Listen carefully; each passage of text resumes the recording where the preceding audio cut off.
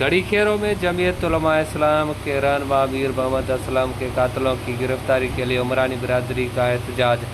Sindh Balochistan border پر دھرنا، traffic کی روانگی معطل۔ مظاہرین نے جے یو آئی رہنما کے قاتلوں کو گرفتار کرنے کے لیے محمد ابراہیم عمرانی، میر محمد عمرانی اور دیگر کی قیادت میں احتجاجی ریلی نکالی گئی، جو شہر کے مختلف راستوں سے ہوتے ہوئے سندھ بلوچستان کے بارڈر بیگاری پل پر پہنچی، جہاں پر ریلی کے شرکاء نے دھرنا دے دیا۔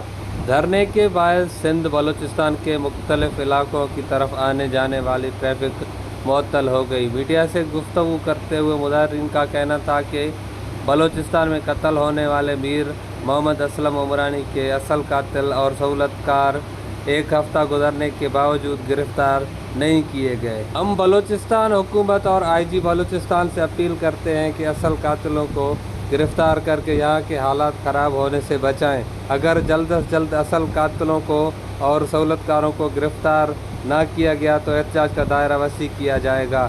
کیمرہ ٹیم کے ساتھ نور جمالی، وش نیوز، گڑھی کھیروں۔